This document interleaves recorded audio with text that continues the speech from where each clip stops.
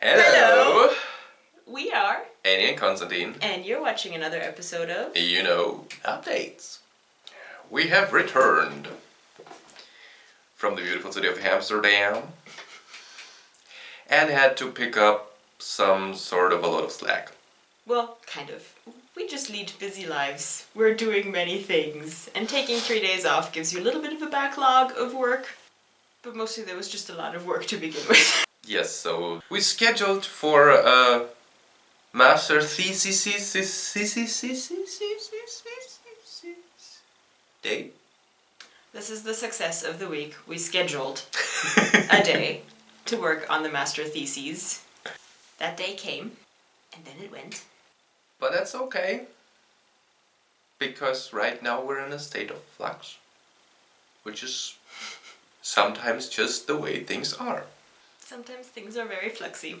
Okay, so now for the updates everyone has been waiting for. The updates. The epiphanies, not the updates. The updates we have. I was like, this is a thing. What updates do we have? I've been waiting for that.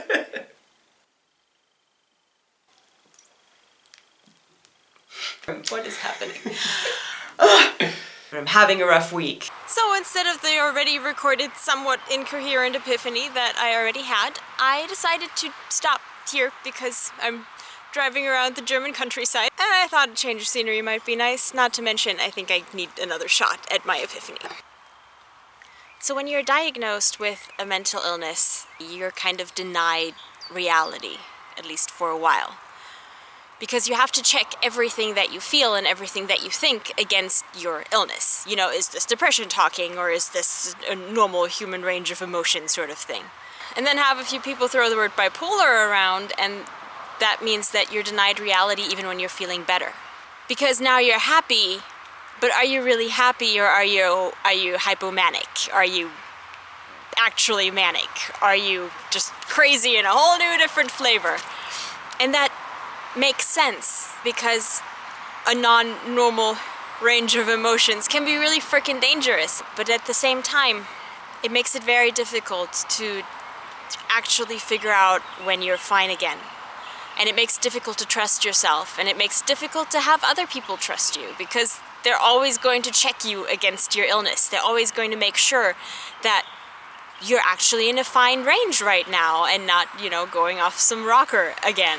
And so right now I'm probably actually in the most mentally healthy place that I've ever been, but I'm still constantly checking myself, and I'm still constantly terrified that I'm not actually better. And I think that's good. I think it's always good to check yourself and to be aware of the fact that your brain chemistry is not, ideal. When you're suffering from a mental illness, that distorts your perspective of reality in ways that are dangerous. And I think that is the definition I am going with now. I think that as long as my mental processes are not dangerous, I am just going to revel in what I feel and what I perceive and what I see and what the world gives me. Because if I'm constantly checking myself against everything, then I don't get to enjoy things anymore, then I don't get to live. And that's pretty much what I'm here for. So the last weeks and months for me have been a time where just a lot of things happened, where there were a lot of uncertainty and a lot of things I couldn't really influence. Like, I could do my best to, improve my situation, but in the end I was in the hands of fate. And in the last weeks, things bit by bit, they fit into place. They started to come together, if you will. And I expected this time to be like more of a calm one. But ironically, now I'm even more in the state of flux than I was before. The months before that, my life was determined by factors I couldn't influence. So I had to take the wheel, basically.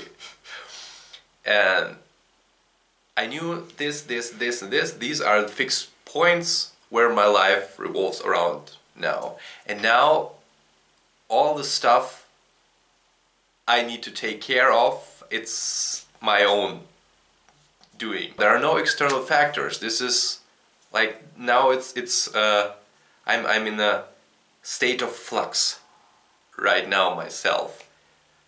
I think my epiphany is simply that there are times when you are like floating in midair, but there are bad times when these things happen, but there are also times when this is a good thing. And I think I'm in a positive floating way right now, because there are many directions I could steer to, and many of them are quite promising. You shouldn't always be scared of that free floating situation, because from chaos and destruction, that's the only way you can create new things, when you get rid of all the limitative systems, which is scary, but you get used to it. You can build a chaos tolerance, and if you got it, you will be fine no matter what. At least that's my theory, waiting to be proven wrong or being adapted. Maybe we shouldn't. Everything I say today is fucking metaphysical. Dude, I did 2 updates alone. Maybe you should just run these. I can just sit here and be like, I'm present.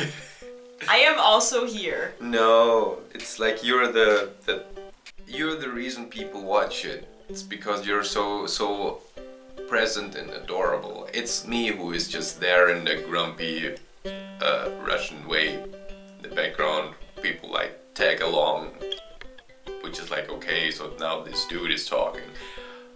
But Anne is much more charming, so I guess I will have to put up with this dude with the dreads because Anne is so charming. What? Yeah, of course. People love you. I am certain that people love you, and if people don't love you, then they like our energy. I mean, they'd get bored with just me very, very quickly. You don't know that. I would suggest an experiment because I'm in the scientific mindset, but we don't have time for that. So let's just trust that the 20 viewers who regularly watch updates kinda love you. Because you're kinda adorable. Okay, I absolutely love you too, 20 viewers who watch us regularly.